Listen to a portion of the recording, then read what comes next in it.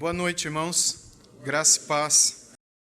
Uma alegria muito grande estar aqui com vocês e agora à noite também poder compartilhar a palavra de Deus. Eu quero agradecer mais uma vez, pastor Marco, aos irmãos, pelo convite para estarmos aqui, compartilhar esse tempo junto com vocês e, enfim, termos esse tempo de comunhão e estudo da palavra de Deus juntos.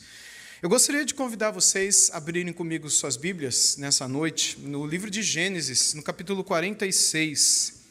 Eu preguei no livro de Gênesis ali para os casais, em algumas ocasiões, durante esses últimos dias, 3 dias. Falei também em Amós, falei também em João, falei também em Marcos, aliás, falei também em Romanos, mas por 2 vezes eu falei em textos de Gênesis.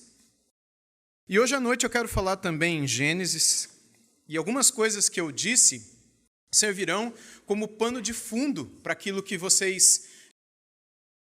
vocês que estavam no acampamento viram, e daqueles que não estavam eu vou recapitular um pouquinho também, Quando nós olhamos para Gênesis capítulo 46, o que nós temos aqui é a família de Jacó vindo para o Egito.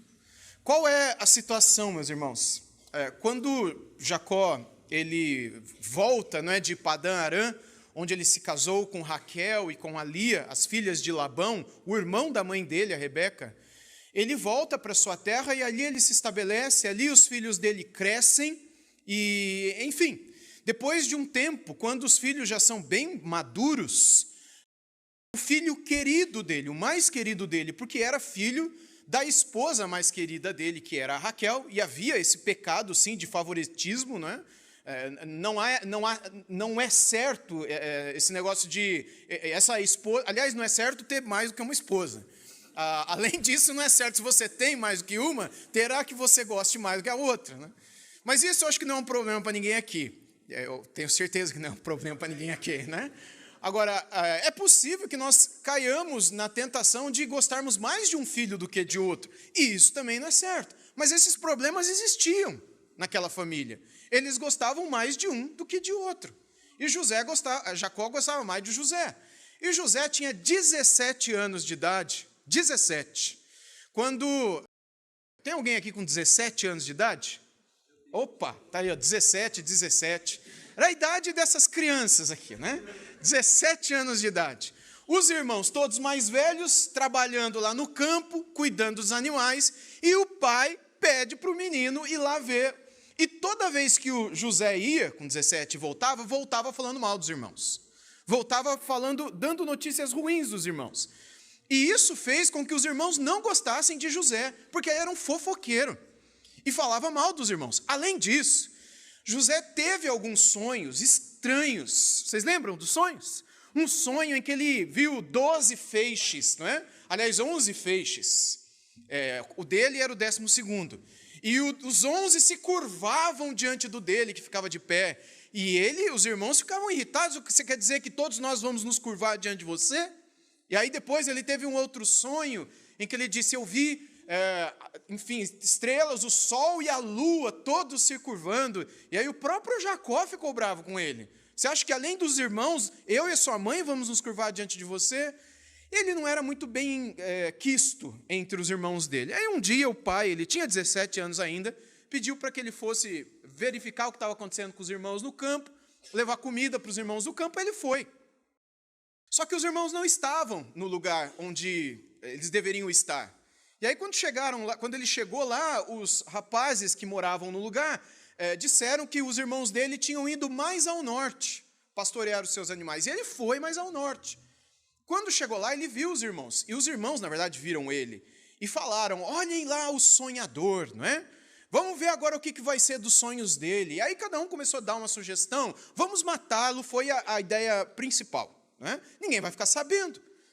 Mas aí, então, pela palavra de alguns dos irmãos, como, por exemplo, o Rúben, que era o primogênito, eles desistiram da ideia de matá-lo, O Judá, aliás, o Simeão também, que eram os 2 irmãos na sequência, todos filhos de Lia, a irmã mais velha de Raquel, decidiram jogá-lo numa cisterna, que era um poço aberto, não tinha água, vamos jogar ele lá e deixar lá.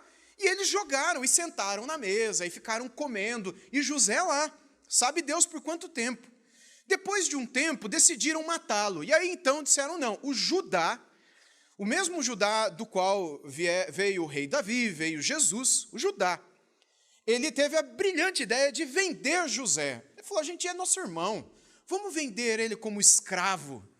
E Judá convenceu seus irmãos a vender José como escravo. Passava ali uma caravana de árabes, né, ismaelitas, e eles compraram José. E foram com José como escravo até no Egito. No Egito venderam José como escravo para um oficial lá do faraó, chamado Potifar. E José trabalhou 11 anos como escravo na casa de Potifar. 11 anos. Você imagina você ser escravo por 11 anos? Ele foi vendido com 17. Com 28 anos de idade, até 28 anos ele era escravo. Quando ele tinha cerca de 28 anos de idade, a Bíblia nos diz que ele era um jovem muito bonito, um porte muito bonito, a Bíblia diz. E aí a esposa do Potifar começou a dar em cima dele. Começou a querer levar ele para, enfim, namorar com ele. Não é? E ele fugindo dela, o tempo todo fugindo dela.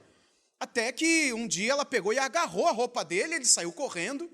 E aí ela começou a gritar, dizendo que ele entrou no quarto dela, e ela começou a gritar, e ela acusou ele falsamente. Por fim, o marido dela chegou, mandou ele para a prisão do rei, do faraó, e lá ele ficou por pouco mais de 2 anos preso por uma falsa acusação. O próprio Deus diz na Bíblia que foi uma falsa acusação, que aquilo era uma mentira que a esposa do Potifar inventou para ela mesma não ser criminalizada, não é, por aquele assédio que ela fez contra o José. E aí, então, quando José estava na prisão, chegou ali um padeiro e um copeiro. O copeiro era o cara que provava tudo que o rei bebia, antes do rei beber, para ver se não estava envenenado o vinho, a água, etc. Não é? O copeiro bebia. E ele também servia à mesa do rei.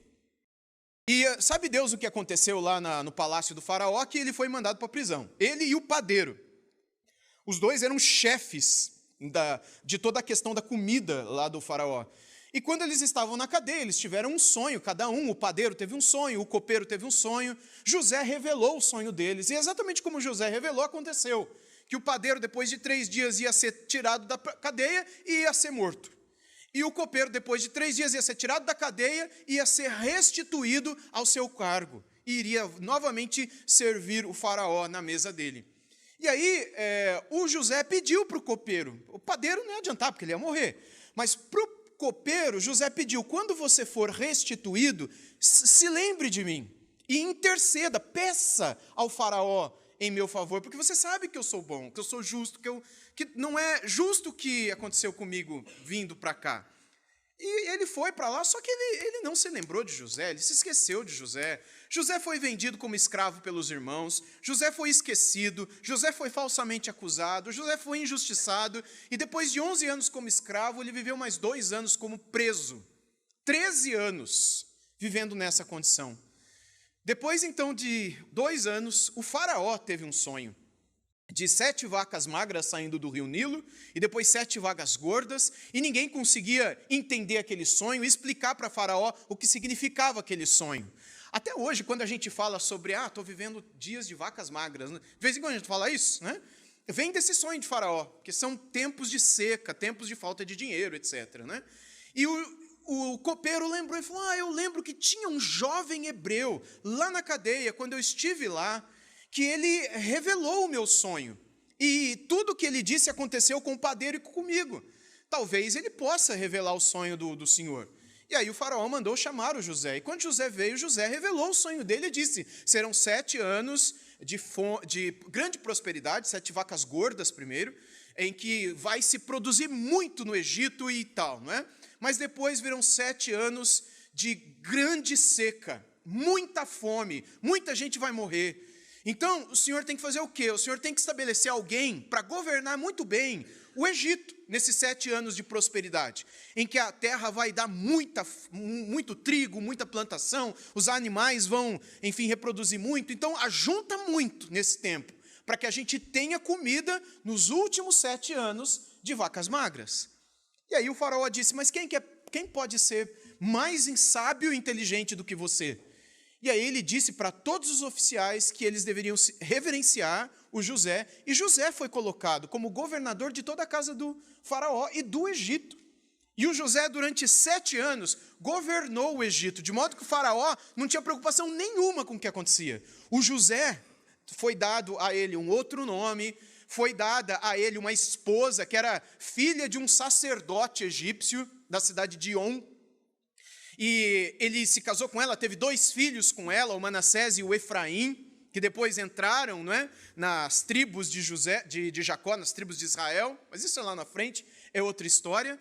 E ali ele governou 7 anos, e juntou muita comida, realmente ele fez o Egito prosperar bastante. Acabaram esses 7 anos, começaram os 7 anos de seca.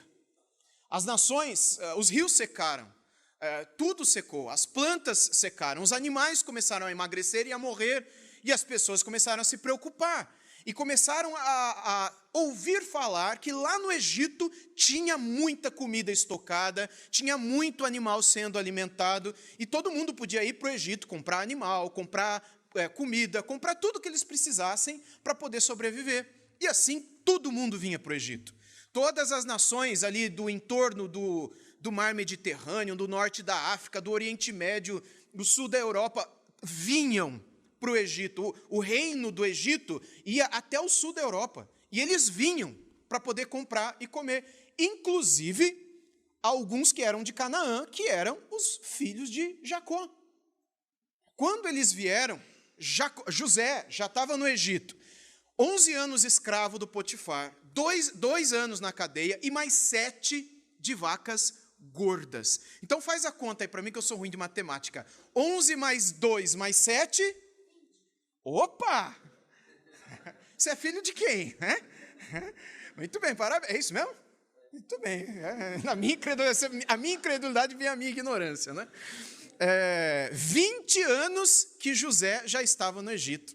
Havia 20 anos que ele não via os irmãos. Ou seja, ele já tinha, se ele saiu com 17, ele estava agora com quanto? 37.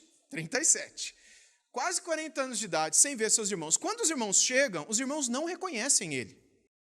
É óbvio, além de 20 anos terem se passado, José também já estava completamente modificado esteticamente, porque os governadores no Egito, eles se maquiavam, eles se tatuavam, na verdade, não é? Eles usavam brincos, eles rapavam a cabeça, usavam uma série de aparatos. Inclusive, se você pega as imagens, pinturas, inclusive, né, sobre governadores, ou mesmo faraós egípcios, oficiais egípcios antigos, eles são todos, enfim, emperiquitados, assim, não é? Eles se diferenciam do povo comum, justamente para serem reverenciados e respeitados pelo povo comum. E José estava assim. Além disso, quando José falava, ele falava na língua dos egípcios, o egípcio antigo, o copta antigo, que era a língua que se falava lá. Então, quando os irmãos dele chegaram, em primeiro lugar, eles não podiam olhar para o governador. Era uma atitude normal, todo mundo chegar e olhar para o chão. Não pode olhar para o governador. E, além disso, eles se curvam no chão. E, além disso, eles ouvem o governador falando numa língua que eles não entendem. E o governador tem que usar um intérprete. A Bíblia diz que José falava por meio de um intérprete. Então, eles não desconfiaram em nenhum momento que era José, mas José viu que era eles.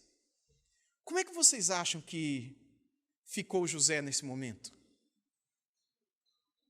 Depois de 20 anos, sem ver seus irmãos, a última vez que você os viu, eles estavam comendo, dando risada e disputando entre eles como é que a gente vai matá-lo. A última vez que você viu os seus irmãos, há 20 anos atrás. E agora eles estavam todos com o rosto no chão, curvados e você de pé. Você lembra do sonho? Imagina o que não passou pela cabeça do José. Imagina o coração, as emoções e tudo mais, as questões, mas eles estavam ali por causa de comida. Ele pergunta de onde eles eram, pergunta se tinha um pai, pergunta se tinha mais algum irmão. Era tudo uma forma de testar os seus irmãos. José sabia que tinha um irmãozinho mais novo, porque quando José foi vendido, Benjamim já era nascido. E provavelmente tinha 3, 4, 5 aninhos. Quando José saiu de lá, ele era muito pequenininho. Agora, o Benjamim já tinha cerca de 20 anos, ou mais, 23, 25 anos de idade. Então, o Benjamim que José lembra era aquele menininho de 3, 5 anos. Agora, ele era um homem de 25. Só que o Benjamim não está ali. Vocês têm algum irmão? Temos. E temos um outro também que não está mais com a gente, porque não existe mais, mas tem um outro que existe, mas não veio porque ele é o querido do nosso pai. O nosso pai já é um homem muito velho, e a gente também tem as nossas esposas e os nossos filhos, e etc, etc. E José dá a comida para eles, faz um monte de perguntas, e eles voltam para o seu território. Quando eles chegam lá, descobrem que todo o dinheiro que eles haviam trazido para poder comprar comida estava na boca do saco. O saco cheio de comida que eles foram lá comprar no Egito. Quando eles chegam em Canaã, eles abrem o saco, esse dinheiro está lá.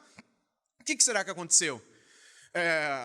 Alguém de vocês aí pegou o dinheiro e não deu? Será que eles colocaram para nos testar? E eles ficaram muito preocupados. E mais, aquele homem, o governador, falou para eles que se eles quisessem algum dia comprar comida de novo, e eles iriam precisar, porque ia durar anos aquela seca, que eles deveriam trazer o irmão mais novo junto, senão não era nem para eles voltarem para o Egito. E aí eles voltaram e disseram isso para o pai, e o pai falou, para lá vocês não voltam, porque Benjamim não vai. Só que passaram 2 anos, agora já são 22 anos que José está no Egito. 2 anos, 22 anos que Jacó não via seu filho, que Jacó imaginava que seu filho estava morto. Depois de 2 anos, toda aquela comida que os meninos desceram para comprar, acabou. E aí, Jacó diz para eles, olha, desçam para o Egito. E eles dizem, como é que a gente vai descer para o Egito? Aliás, o Judá diz isso, né? O homem de lá disse para nós que nós não veríamos o seu rosto se nós não levássemos o nosso filho, o seu filho mais novo, nosso irmão Benjamim, junto. E aí Jacó diz, vocês não vão levar Benjamim. E aí fica naquela vai, não vai. Judá toma para si a responsabilidade, diz, põe na minha conta, eu vou dar minha vida, eu vou ficar responsável por ele. Agora notem, quem foi o homem que deu a ideia de vender o irmão de Benjamim para os árabes? Foi o próprio Judá. E agora o mesmo Judá, já envelhecido, provavelmente com seus 60 anos, 50, 60 anos de idade, ele diz, não, eu vou cuidar desse menino. E se tiver que alguém ficar como escravo, eu fico no lugar dele, fica tranquilo. Então ele já demonstra ser uma outra pessoa. Até que Jacó se convence, ou é convencido, de que não há outra opção, e eles descem para o Egito com Benjamim. Quando chega lá, o texto bíblico diz que o coração de José se estremeceu quando ele viu Benjamim. Ele viu o seu irmão mais novo. Mas ainda assim ele não se revelou a eles. Ele faz ainda algumas perguntas, ele pede para que todos vão ao seu palácio, ele dá uma grande refeição para os seus irmãos, ainda todo pintado, sem ser reconhecido. Ele coloca os irmãos em ordem de idade, e os irmãos ficam confusos. O texto bíblico diz que eles se assustam. Por quê? Como é que ele sabe qual é a nossa idade? O governador do Egito. Mas ele coloca de Ruben a Benjamim, do mais velho ao mais novo. E ele dá para todos a porção da sua própria comida, mas para Benjamim 5 vezes mais a porção da comida. E a Bíblia diz que os servos, os oficiais do próprio governador, do próprio José, se sentam numa mesa à parte, porque eles não comem da mesma comida dos judeus. Os judeus comem carne de gado, carne de churrasco, carne de vaca, de boi, e comem também carne de cordeiro, carne de ovelha. E os egípcios, por adorarem esses animais, naquele tempo, eles não comiam essas carnes. Então eles se assentavam à parte e não comiam da mesma coisa. Mas sabe o que é curioso? O texto bíblico diz, porque a gente vai ficar só no 46, eu já vou entrar, prometo para vocês. O texto bíblico diz que os seus irmãos comiam do que estava na mesa de José. Se eles comiam do que estava na mesa de José, era para que, no mínimo, eles chegassem à conclusão que José não era o quê? Egípcio, mas não caiu a ficha. Eu não sei por quê, a Bíblia também não diz, mas são sinais. E eles comem da mesa de José, o próprio Benjamim come da mesa de José muito mais do que os demais irmãos. E aí acaba aquela refeição, eles pegam toda a comida e voltam para o seu território. E José faz a mesma coisa, coloca todo o dinheiro de novo na boca do saco e coloca a minha taça de prata, que eu tomo o meu vinho e tal, na boca do saco do Benjamim. e deixa eles seguirem. Quando eles estiverem alguns quilômetros já voltando para Canaã, vão atrás deles e perguntem para eles por que eles não deixaram o dinheiro e por que eles roubaram a minha taça de prata.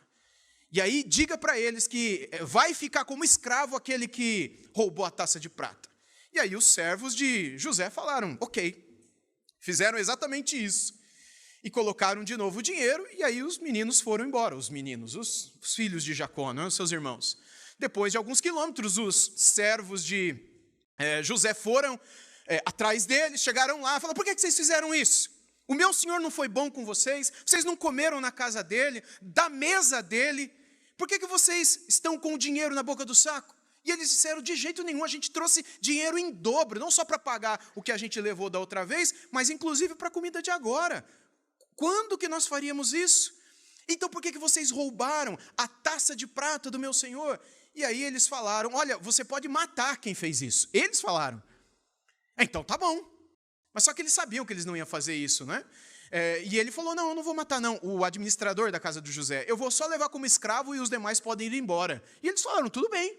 Ninguém aqui roubou a taça, pode procurar. E do mais velho ao mais novo, todo mundo abriu o saco e jogou o trigo no chão. E não estava no de Rúben, não estava no de Simeão, não estava no Levi, não estava no de Judá, e foi até chegar no de Benjamim. Quando chega no Benjamim, está a taça de prata lá. Todos se jogaram no chão, todos tiveram aquela atitude que é normal dos judeus, né, de rasgarem a parte de cima da sua veste, de tristeza, e principalmente, o texto diz, Judá. E eles dizem, por que você fez isso? E aí o Judá clama ao principal lá desses administradores de José para que todos fossem como escravos, mas que não só o Benjamim fosse. E eles voltam juntos, o Benjamim não vai ficar sozinho não, e voltam todos. E aí quando eles voltam, o próprio Judá intercede diante de José pela vida de Benjamim. E aí o José vê tudo aquilo e o coração dele não aguenta, porque ele sabe que foi esse, Judá, que vendeu ele como escravo, que fez com que ele fosse escravo por 11 anos, ficasse 2 anos na cadeia e fosse humilhado por 20 anos, e ficasse longe do seu pai, longe da sua mãe, não visse a morte da mãe. Ele passasse por toda aquela situação de tristeza da vida, de injustiça e tudo mais. E tudo que José queria ver é se havia transformação no coração desses homens. E de fato, quando Judá diz a ele, não pegue Benjamim como escravo, porque era o que José falava, deixa eu ficar no lugar dele. José teve certeza que aquele seu irmão Judá tinha um novo coração. Que agora ele não queria mais vender o mais novo como escravo, mas queria ficar como escravo no seu lugar. Diferente de como ele fez com o irmão de Benjamim, que era o José. E aí então ele pede para os oficiais saírem, ele chora, assim com uma voz muito alta, e aí ele diz, na língua dos seus irmãos, e não mais na língua dos egípcios, eu sou José, o meu pai ainda vive? E aí os seus irmãos ficaram assim, né? O que a gente fala? Se é o José, a gente está perdido, né? Eles não falam nada. Aí José, inclusive, diz, não fiquem com medo. Não foi vocês que me trouxeram para cá, mas Deus me trouxe para cá, para que se conservasse a vida. Porque existiram 7 anos de prosperidade, 2 anos de seca e fome, e ainda existirão mais 5. E Deus me enviou para cá para que se preserve a vida, inclusive na nossa família. Não se queixem uns dos outros. Ele demonstra a sua certeza de que a mão invisível de Deus estava por detrás de tudo aquilo, cumprindo os seus propósitos. Então José abraça todos os seus irmãos, começando com Benjamim, e depois ele abraça a todos, ele beija a todos, ele chora com todos, ele ama a todos. E aí ele fala com o faraó, e aí ele dá carruagens, carros, comida e um monte de coisa para os seus irmãos voltarem lá para Canaã, pegarem o pai, pegarem as esposas deles, de todos os irmãos, os filhos, os netos, todo mundo, os animais, saírem de Canaã, porque senão eles vão morrer de fome lá, descer todo mundo para o Egito, porque eles vão morar no Egito. Ele e o faraó vão dar o melhor lugar do Egito para eles morarem, que era no norte do Egito, um lugar chamado Gozen, ou Goshen. Vocês vão viver lá. Vocês vão cuidar dos seus animais lá. E porque ainda existirão muitos anos de seca. E aí os irmãos voltaram, né?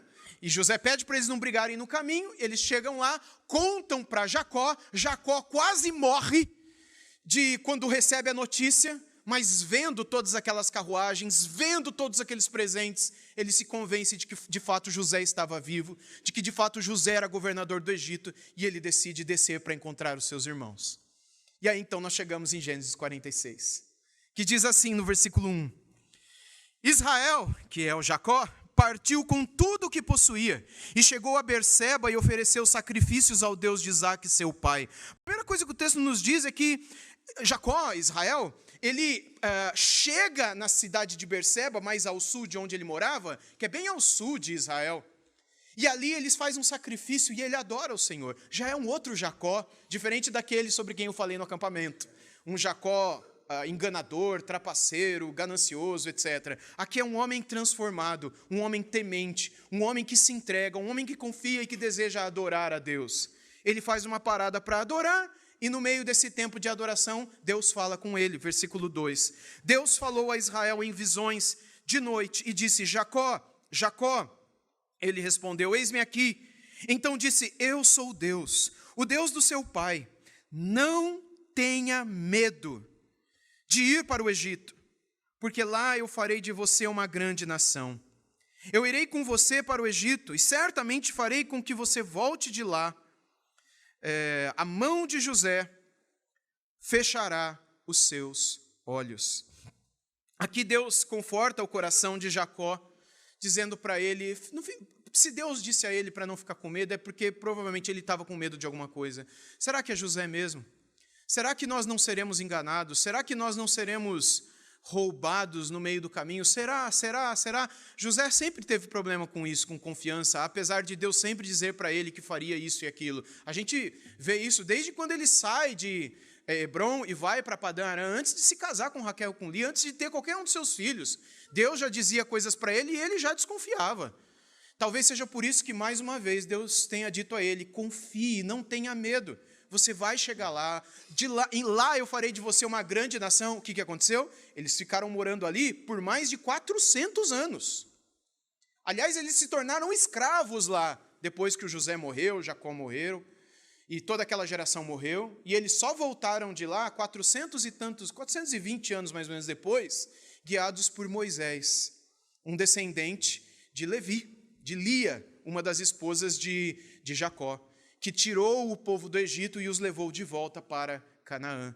Mais de 400 anos depois, eles desceram um grupo de menos de 100 e voltaram com um grupo de milhões de pessoas para Canaã. Não tenha medo, José fechará os seus olhos. Jacó, o tempo todo dizia antes que ele morreria com tristeza no coração, porque a grande paixão da vida dele era o seu filho José. E quando os irmãos chegaram em casa com a roupa de José, dizendo: olha, achamos essa roupa no meio do caminho, estava cheia de sangue, será que algum animal comeu o teu filho mais novo? Jacó acreditou nessa história por 20 e tantos anos, que José tinha sido morto por um animal, quando foi procurar notícias dos irmãos. E agora ele está com o coração aliviado, com a palavra do Senhor dizendo para ele: será José quem vai fechar os seus olhos. Você tem medo de morrer? Você tem medo do que vai acontecer com você na hora que você fechar os seus olhos pela última vez e nunca mais abri-los novamente neste mundo? Tem gente que não tem medo de morrer, porque tem certeza que vai para o céu e tal, né? Eu, por exemplo, eu não tenho medo de morrer, mas eu tenho um pouquinho de medo de como eu posso morrer. Por exemplo, eu não queria morrer afogado, né? Então, a gente que é cristão e sabe da segurança que Deus nos dá da nossa salvação, não tem medo da morte, porque, na verdade, a morte já não existe mais. A morte foi vencida, foi aniquilada. Aliás, há um livro muito belo do John Owen que se chama A Morte da Morte na Morte de Cristo. Já ouviram falar desse livro? Pesquisem depois no Google. A Morte da Morte na Morte de Cristo. A morte morreu. Para nós, não existe mais. nós estamos vivos. Eu não sei quando você, mas eu morri há cerca de 28 anos atrás. Eu não vivo mais. Vocês estão vendo um morto aqui. Eu morri há cerca de 28 anos atrás. Faz quanto tempo que você morreu? Você lembra quando você morreu? Você está entendendo o que eu estou falando? Ou está parecendo maluco? Você entende quando eu digo que eu morri há 28 anos atrás? Quando Paulo disse, eu estou crucificado com Cristo, já não sou eu quem vive mais, é Cristo quem vive em mim, e esta vida que agora tenho, e aí ele continua, ou seja, para Paulo, ele já estava crucificado, ele já estava morto. Nesse sentido, nós que nos entregamos, que entregamos a nossa vida a Cristo, arrependidos do nosso passado, pecado, etc., e cremos que Cristo deu a vida dele por nós, nós temos essa segurança da salvação, que a nossa salvação não depende das nossas obras, mas dos merecimentos, como nós cantamos no início do culto hoje, de Cristo Jesus. Os méritos de Cristo Jesus é pelo que ele fez, não pelo que nós fazemos, porque se fosse pelo que fazemos, nós nunca iríamos para o céu. Nem que tivéssemos 1000 vidas, nós não conseguiríamos fazer por merecer o céu. Mas Cristo mereceu o céu por nós. E se entregamos a nossa vida a Ele, Ele nos dá o céu, de graça, pela graça, vocês são salvos, por meio da fé. E isto não vem de vós, é um dom de Deus. É o que Paulo escreveu aos Efésios no capítulo 2, versículo 8. De modo que nós não temos medo do que vai nos acontecer no último momento que fechar os nossos olhos aqui. Mas o fato é que quando a morte nos, avizinha, quando a morte chega perto, o nosso coração fica um pouco angustiado, fica preocupado. Às vezes nem tanto pela morte, mas pelo que vai acontecer com aqueles que ficarem, o que vai acontecer com as crianças, e se eu morrer, o que vai acontecer com a minha família? Se eu morrer, o que vai... A gente fica preocupado. Às vezes, alguns se preocupam sinceramente com a sua própria salvação. Às vezes não dizem isso e nem querem dizer, mas internamente elas têm dúvida. Será mesmo que eu vou para o céu? Será mesmo que se eu morrer, Deus vai me perdoar e me receber? Essas dúvidas são sinceras. E esses medos que são naturais no nosso coração, o Senhor quer tirar de nós. Ele não quer que nós tenhamos medo. Havia alguns medos no coração de Jacó. E Deus, com essas palavras a ele, quer tirar dele estes medos. Quando diz a ele, não tenhais medo, José fechará os seus olhos. Isso trouxe consolo para o coração de Jacó. Bem, e aí o texto diz, a partir do verso 5, que então Jacó saiu de Berseba, os filhos de Israel levaram seu pai, os filhinhos, as mulheres deles, nas carretas que Faraó havia mandado para o levar.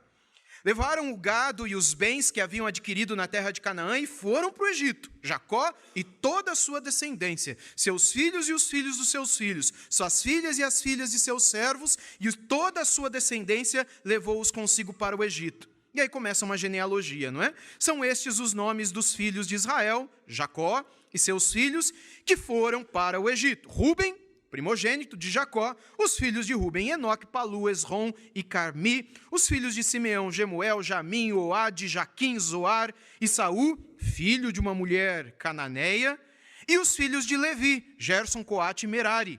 Os filhos de Judá, Onã, Selá, Pérez e Zerá. E Onã, porém, morreram na terra de Canaã, e inclusive por conta de erros, não é, de pecados, Deus os matou. Os capítulos anteriores dizem para nós, por conta do coração mau desses dois filhos de Judá. E o texto continua dizendo, os filhos de Pérez foram Esrom e Amu, versículo 13, os filhos de Sacar, Tolá, Puva, Jó, Sinrom, os filhos de Zebulon, Sered, Elon e Jaleel, são estes os filhos de Lia, que ela teve com Jacó em Padã-Arã, além de Diná, a sua filha. Ao todo, seus filhos e suas filhas eram 33 pessoas. Aqui não eram os filhos e filhas de Jacó com a Lia, mas os filhos e filhas que Jacó e Lia tiveram por meio dos filhos e os filhos dos filhos. Então, era filhos e netos. Todo mundo dava 33, ok? Aí continua. Os filhos de Gade, que aí já é de outra mulher, não é? Zifion, Agi, Suni, Esbom, Eri, Arodi e Areli. Ele gostava de rimar o i no final, né? Os filhos de Azer, Imná, Isvá, Isvi, Beriás e Será, irmã deles. Os filhos de Beriás foram Eber e Malquiel. São estes os filhos de Zilpa, a qual Labão deu à sua filha Lia, e estes ela teve com Jacó, a saber, 16 pessoas. Os filhos de Raquel, mulher de Jacó, José e Benjamim. A José, na terra do Egito, nasceram Manassés e Efraim. São os filhos que teve com Azenate, filha de Potífera, sacerdote de On. Os filhos de Benjamim, Belá, Bequer, Asbel, Gerá, Naamã, Ei, Ros, Mupim, Upim e Arde. São estes os filhos de Raquel, que nasceram a Jacó, ao todo 14 pessoas. Mais uma vez eu repito, Raquel só teve 2, José e Benjamim. Mas todos os filhos de José e de Benjamim, somados, como netos de Jacó e Raquel, dão 14 pessoas, não é? Então, ele diz aqui que todos estes que vieram de Jacó com Raquel são 14.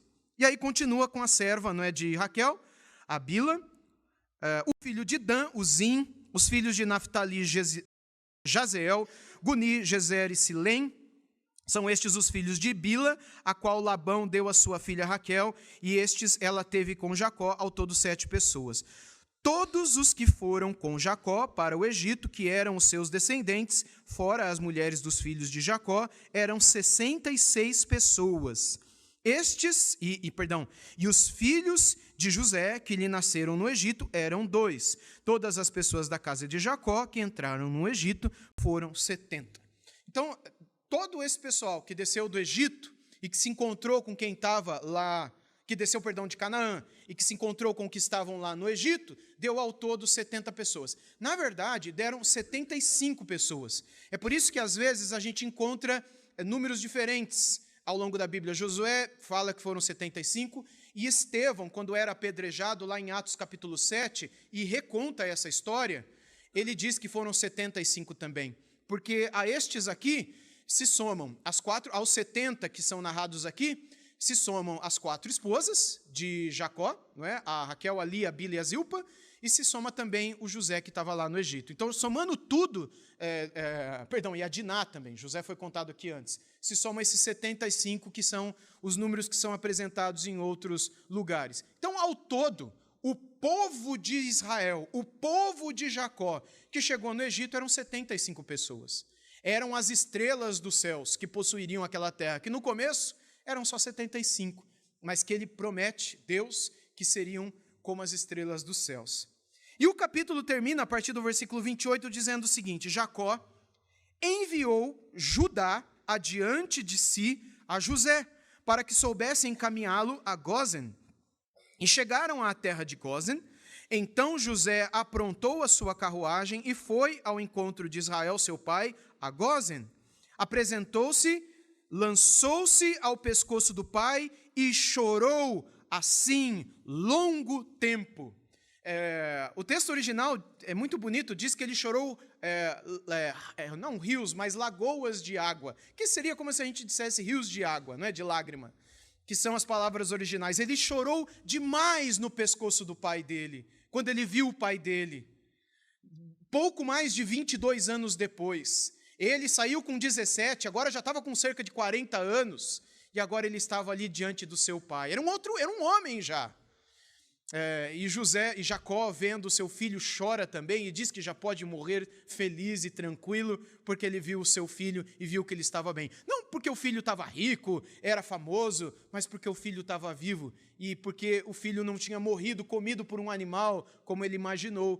Pelo menos foi a história que os irmãos haviam inventado para o próprio pai. E ele os encaminhou para aquele território ao norte do Egito, onde eles poderiam cuidar dos seus animais. E no verso 30 nós lemos: Israel disse a José: já posso morrer, pois vi o seu rosto e sei que você ainda está vivo. E José disse a seus irmãos e à casa de seu pai: partirei e darei a notícia a Faraó, dizendo: meus irmãos e a casa de meu pai, que estavam na terra de Canaã, vieram para junto de mim. Os homens são pastores, criadores de gado, e trouxeram consigo seu rebanho, e gado, e tudo o que tem. Quando, pois, o faraó mandar chamá-los e perguntar qual é o trabalho de vocês, respondam: estes seus servos foram criadores de gado desde a mocidade até agora, tanto nós como os nossos pais. Assim vocês poderão morar na terra de Gósen, porque todo pastor de rebanho é abominação para os egípcios. Por que disso? São duas as razões que são dadas. Primeiro, porque os egípcios tinham preconceito com outros de outros lugares, mas a outra razão, que é dada inclusive pelos pais da igreja, é porque os egípcios também adoravam os animais, tanto o gado quanto as ovelhas. Se os judeus não só cuidavam, mas comiam esses animais, eles eram meio que abominação para os egípcios. Então, eles tinham que ficar meio separados. E isso foi a mão de Deus também, porque ficando separados, eles não iam se casar com as egípcias. E nem as egípcias se casar com os judeus, misturando o povo. De modo que, 400 anos depois, quando Moisés tirou eles dali, eram só os descendentes de Israel, de Jacó, sem se misturarem com os egípcios. Até isso foi uma provisão de Deus, para eles ficarem num lugar onde ninguém se misturaria com eles. E ali eles cresceram, ali eles trabalharam, até que José morreu, até que veio um outro faraó, que não conheciam toda essa história. E isso é uma outra história. E aí, depois de um tempo, eles foram todos escravizados e só saíram dali 400 e poucos anos depois com Moisés. Irmãos, toda essa história nos mostra o coração do nosso Deus para com Jacó. Não se trata somente de José. A história de José é maravilhosa. E José demonstra crer na bondade de Deus, na soberania de Deus, no cuidado de Deus por trás das tragédias. Coisas que acontecem que a gente não entende, mas que a gente confia que Deus está sabendo de tudo, que Ele está cuidando de tudo, que tudo está cooperando para o bem daqueles que amam o Senhor. José sabia disso, embora o texto não havia sido escrito, mas José confiava nisso. Por isso disse aos seus irmãos: não foram vocês, embora vocês me venderam para cá, foi Deus quem me trouxe para cá e me fez governador e como um pai para Faraó. São as palavras de José, e é isso que de fato ele era. Por quê? Porque Deus tinha um propósito redentor, não só para com essa família, mas por meio dessa família. O nosso Salvador Jesus veio dessa família imperfeita. Família onde houve engano. Família onde um irmão vendeu outro irmão. Mentiu para o pai, falando que um animal comeu. O pai quase morreu, enganado, de tristeza pelos irmãos. Deus amou essa família, transformou essa família. Esses homens foram transformados. Esses homens se restauraram, esses irmãos se restauraram, se perdoaram. Isso prova para nós que as nossas famílias, que são imperfeitas também, as nossas famílias que às vezes têm problemas também, com a graça e a presença de Deus nelas, podem encontrar restauração, podem encontrar perdão, podem encontrar a graça de Deus para solucionar problemas que, se não for a graça de Deus, serão insolúveis e acabarão destruindo as nossas famílias, os nossos lares. Mas Deus não quer ver a destruição dos nossos lares. Deus deseja, e são as palavras dele para o avô de Jacó, o bisavô de José, o Abraão, Deus desejava e deseja abençoar todas as famílias da terra, Gênesis 12, versículo 3. E além disso, meus irmãos, a Bíblia deixa claro para nós também, que quando nós estivermos no fim dos tempos, essas mesmas mãos, as mãos de José, que no final da vida de fato fecharam os olhos de Jacó, consolando o coração do pai, são como as mãos do nosso José, o nosso Salvador e Senhor Jesus. José, na verdade, é um tipo, uma sombra de Jesus, por assim dizer. Lógico, a gente não pode comparar um com o outro em essência, mas José, assim como Jesus, não é? Jesus, ele foi enviado a esse mundo pelo seu pai, e nesse mundo ele foi enganado, nesse mundo ele foi injustiçado, nesse mundo ele foi morto, coisa que José pelo menos não foi por causa da injustiça, ele pelo menos não foi morto, ele morreu de forma natural. Jesus não, Jesus foi morto pelo engano, injustiça, traição daqueles a quem ele morreu. Mas ele veio a esse mundo, aqui como uma espécie de Egito, ele veio para daqui nos levar a um novo lugar e nos preparar um lugar, como o próprio José preparou um lugar para os seus irmãos na própria terra do Egito. Mas Jesus está nos preparando, ele disse isso em João capítulo 14, um novo céu e uma nova terra, novas moradas, para onde ele nos levará. E naquele lugar, Apocalipse capítulo 21, versículo 4, diz que ele enxugará dos nossos olhos toda a lágrima. As mãos de Jesus também passarão pelos nossos olhos. Como as mãos de José consolariam os olhos do velho Jacó, com o coração pesado e entristecido, cheio de pecados de sua longa vida, nós também, a despeito dos nossos muitos pecados na nossa vida, quando estivermos na gloriosa presença do nosso Salvador, do nosso governador, do nosso Senhor, ele também passará as mãos sobre os nossos olhos. Eu creio que serão essas as mãos que fecharão os nossos olhos quando nós estivermos partindo dessa terra. Eu me lembro de um outro texto, que é o Evangelho de João, no capítulo 9, logo no início do capítulo, se apresenta para Jesus, aliás, os discípulos, olham um cego de nascença. Nunca nenhum cego de nascença tinha sido curado. E aí os discípulos perguntam para Jesus o quê? De quem é a culpa dele ter nascido cego de nascença? Do pai, da mãe, de quem? Jesus responde o quê? De ninguém, ele nasceu assim para a glória de Deus. E aí chama aquele cego, Jesus, vocês lembram? Ele cospe no chão, com o seu dedo ele pega aquela terra envolta em saliva e com as suas mãos, seus dedos, ele passa aquela lama, aquele lodo no olho do cego. E diz para ele, vai se lavar no tanque de Siloé. E ele foi, e ele lavou o rosto, e quando ele abriu os olhos, pela primeira vez na vida, ele enxergou. E ele voltou correndo. E aí as pessoas começaram a perguntar, será que esse cara aí não é aquele que estava o tempo todo, desde o nascimento, pedindo esmolas? E ele está enxergando, ele está andando. E aí alguns diziam, não pode ser ele. Não pode ser ele. E aí ele dizia, sou eu mesmo, mas quem curou você? Ele falou, é um tal de Jesus. E aí o texto continua, os fariseus são chamados, acusam Jesus porque ele fez isso no sábado, e onde já se viu fazer isso no sábado? E outras coisas mais. Mas o que esse texto me chama a atenção? São as perfeitas e puras mãos do nosso Salvador que abriram os olhos àquele cego.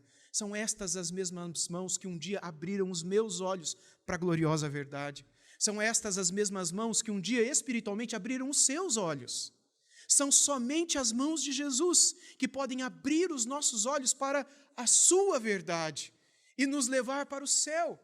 São essas as preciosas mãos que fecharão os nossos olhos. Eu lia essa semana, num dos textos devocionais que eu fiz pela manhã, o texto de Marcos, capítulo 5, final do capítulo 5, em que Jesus é chamado por Jairo, o chefe da sinagoga, para curar a sua menina de 12 anos, que estava muito doente. No meio do caminho até a casa de Jairo, Jesus é interrompido por uma moça que há anos sofria de hemorragia e ela toca nas vestes de Jesus e é curada. E aquilo interrompe a caminhada de Jesus à casa de Jairo.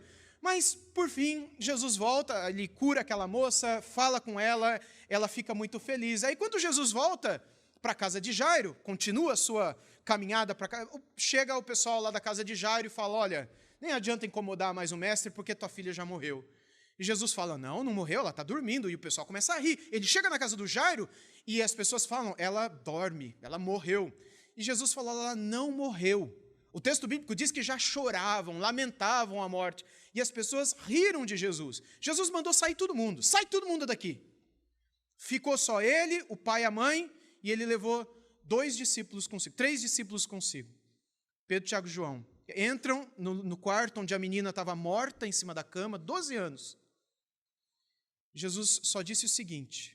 Vocês lembram as palavras de Jesus? Como foram? Talita cumi, ou talita cumi, não é? Que em aramaico significa garota, levanta.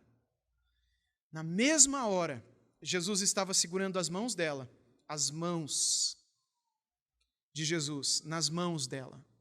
Na mesma hora, ela abriu os olhos e viu Jesus.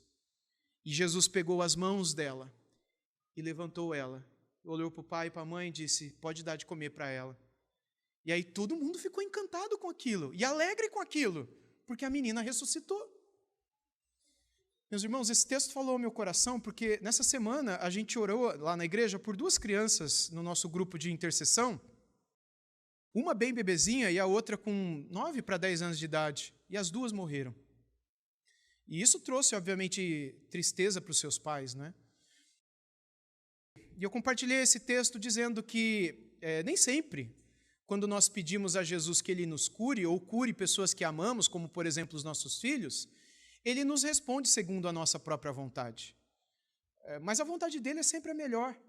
Se Ele quiser curar os nossos filhos, a quem amamos muito e por quem pedimos que Ele cure, e Ele trouxer a cura ou a ressurreição, isso vai trazer festa para o nosso coração e para todo mundo. A gente vai se alegrar, porque de fato foi um milagre. Aquelas mãos que criaram os céus e a terra trouxeram cura para a nossa pequenina, para o nosso filho que estava doente. Mas, se não for a vontade dEle curar o nosso filho, a nossa filha, se for da vontade dEle levar o nosso filho, a nossa filha, de 5 dias ou de 10 anos, como foi no nosso caso lá em Araraquara, para o céu, a gente precisa crer que são as mesmas mãos que fecharão os olhos dessas crianças e as receberão, as mesmas mãos que levantaram aquela filha de Jairo. São as mesmas mãos que recebem as nossas crianças no céu. E são as mesmas mãos que nos receberão no céu, se nós nos arrependermos dos nossos pecados, se nós crermos que Jesus derramou o seu sangue em nosso lugar, que Ele foi punido pelo seu Pai em nosso lugar, porque nós merecíamos aquela cruz. Mas o Pai decidiu esmagar o seu Filho com a sua ira, para que todo aquele que cresce no seu Filho, amasse o seu Filho, se consagrasse ao seu Filho, arrependido dos seus próprios pecados, pudesse ser salvo pelo seu Filho, pudesse se tornar filho de Deus, e quando não estiver mais nesse mundo, quando os olhos não mais forem abertos para este mundo físico, possam ser abertos para esse mundo real, espiritual, onde o nosso Salvador está vivo, onde os nossos irmãos e irmãs, onde todos os santos do passado estão vivos na presença dEle, e nós seremos recebidos lá pelas mãos dEle. De modo que são estas as mãos que nos consolam, seja na vida, seja na morte. A morte já não existe mais para nós. O que existe para nós é o doce consolo de que nós temos a presença de Jesus o tempo todo com as nossas vidas, que nós confiemos nisso, que nós nos apeguemos a essa realidade. As mãos de José sobre os olhos de Jacó são só uma parábola, uma ilustração para as verdadeiras mãos de Jesus, que um dia fecharão os nossos olhos e nos receberão com olhos abertos lá no céu, para nos dar a vida eterna para sempre, libertos, transformados, curados eternamente. Para nós não existe mais a morte. A morte foi vencida. Ó morte, onde está a tua vitória? Ó morte, pecado, onde está o teu aguilhão? Graças a Deus, a Cristo Jesus que nos deu a vida, Ele venceu a morte em nosso lugar. Amém? Vamos orar. Senhor Jesus, nós te amamos, nós te agradecemos, porque o Senhor deu a sua vida por nós, naquela dolorosa cruz, mas preciosa para nós, porque na nossa memória, na nossa lembrança, é o lugar, Senhor, onde o Senhor derramou todo o teu sangue, como Cordeiro perfeito de Deus, todo o teu sangue eficaz foi ali derramado para o perdão e a purificação dos nossos pecados. Hoje comemos o pão em memória do teu corpo partido naquela cruz e bebemos do cálice em memória do sangue que o Senhor derramou por nós. E te louvamos com todo o nosso coração, porque um dia comeremos e beberemos na tua presença, recebendo das tuas mãos. Estas mesmas mãos preciosas que curaram cegos, abriram olhos de cegos, ressuscitaram crianças, mãos que fecharão os nossos olhos e os abrirão de novo para a eternidade. Nós te louvamos por essas promessas e verdades que o Senhor deixou para nós. Nós te louvamos em teu nome. Amém.